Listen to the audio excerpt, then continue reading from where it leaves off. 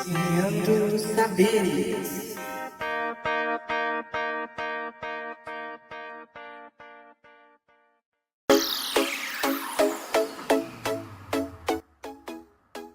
Pedi para uma inteligência artificial escolher uma leitura e vocês não acreditam na surpresa que eu tive ao ler o livro que ela escolheu para mim. Mas antes de tudo, oi leitores! Eu espero que todas e todos estejam muito bem. E se você caiu aqui de paraquedas, esse é o canal Resenhando Saberes, um canal para a partilha do conhecimento.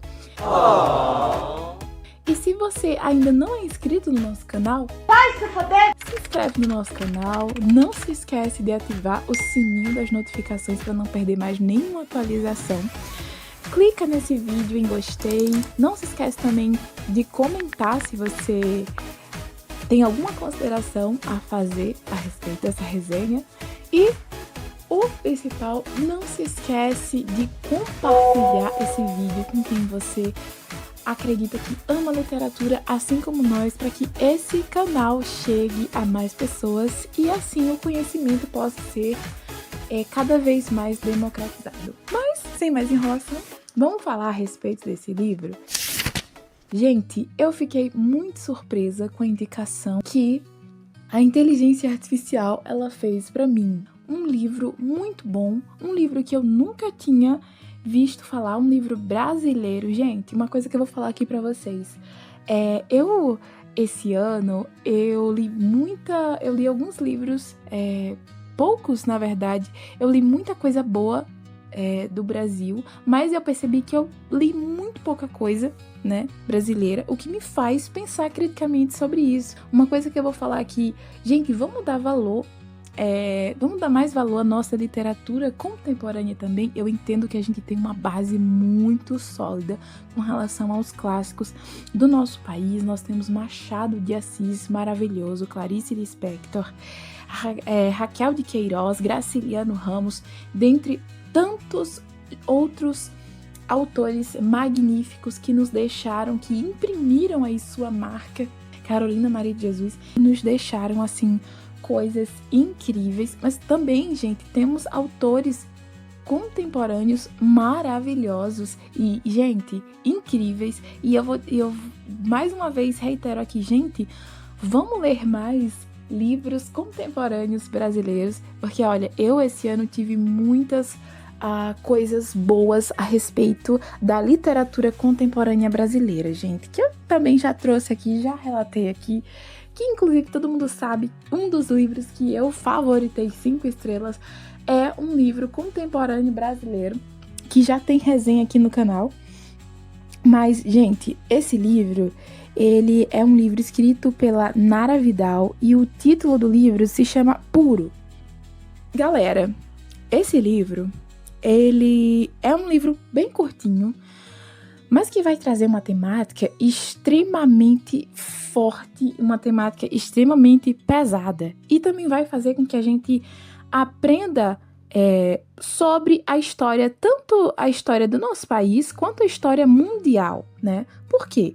Porque a história vai se passar na Era Vargas, ali por volta ali de 1930, quando a gente tá vivendo aquele processo de um país que tenta ali que tá ali se fundamentando em políticas eugenistas, né, criadas ali na Alemanha, ali no governo hitlerista. E o que acontece, gente? O livro vai se passar justamente nessa época que eu falei, no Brasil, né, em uma cidade, muito provavelmente pelo contexto do livro, uma cidade de Minas Gerais, né?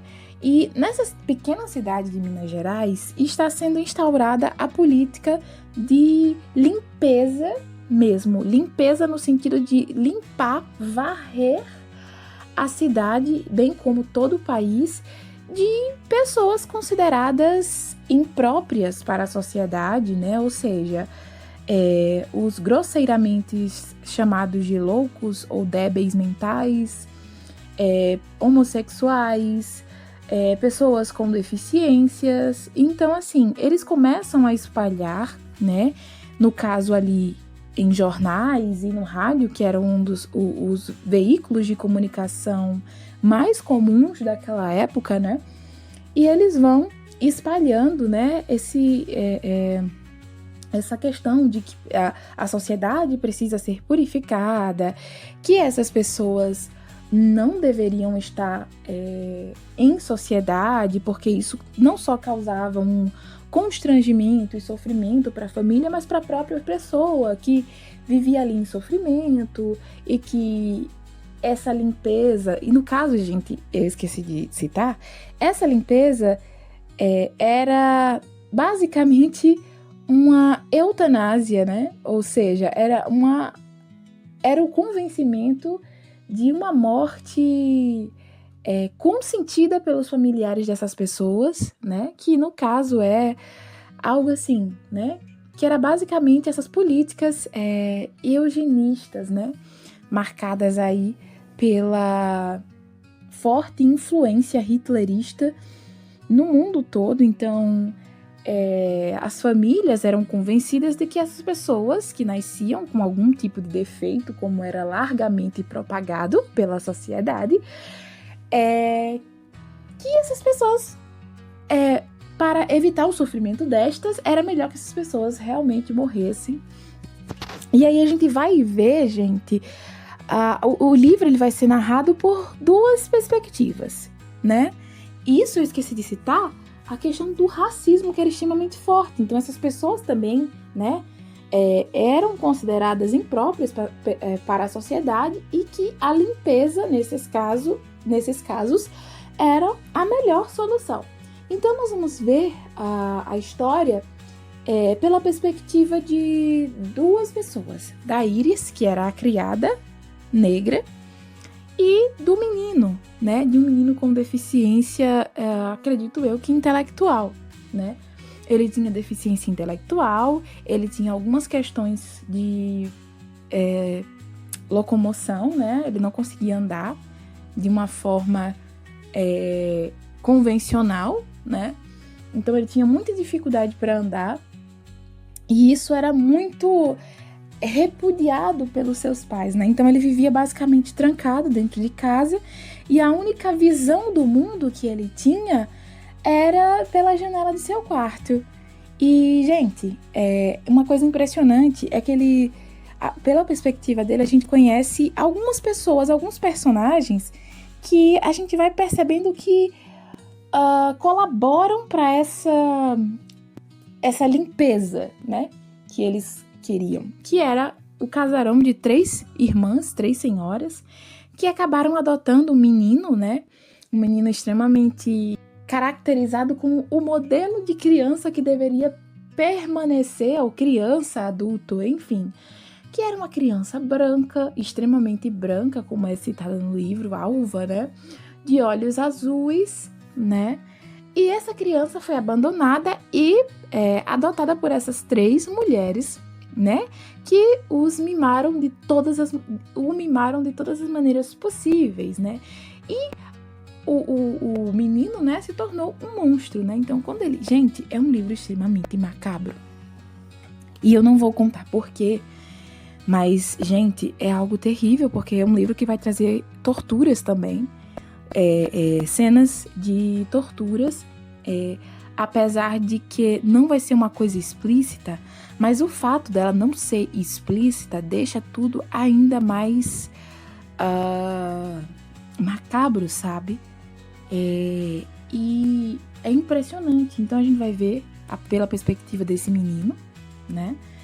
E pela perspectiva da Iris, que é a criada, né? Que vai contar como que é viver nessa sociedade, porque ao mesmo tempo que eles querem limpar o mundo, né, das pessoas, de pessoas pretas, de pessoas pobres, de pessoas consideradas débeis mentais, de homossexuais, pessoas com deficiência, eles se valem do serviço que a Iris faz ali na casa deles, porque ela trabalha tanto nessa casa da família que tem esse filho com deficiência, e trabalha no casarão dessas 3 mulheres, dessas 3 senhoras, né? E Gente, para vocês terem noção, essa questão da limpeza é algo tão marcante no livro que eles começam a fazer operações para esterilizar as mulheres negras, para que elas não engravidem. Então, eles fizeram elas acreditarem que enfim, o apendicite era uma coisa que fazia mal, né? Automaticamente fazia mal. E nessa cirurgia, eles não tiravam o apendicite, eles retiravam o útero dessas mulheres. E em troca disso, no hospital, elas tinham todo o conforto possível, comida quente, enfim, lençóis limpos, lençóis quentes, cama confortável. Então, gente, para vocês verem o estado de miséria que vivia essa população, que é algo simples, que é o básico do básico que todo mundo deveria ter, essas pessoas não tinham. Então, assim, gente, é um livro muito pesado. É um livro curto, mas que na sua intensidade, ele é, assim, extremamente imersivo. Eu acho que essa é a palavra. Eu fiquei refletindo sobre esse livro vários e vários dias. Essa leitura, gente, eu não fiz agora. Eu tô falando a respeito desse livro agora. Mas essa leitura eu fiz justamente no feriado alusivo à consciência negra.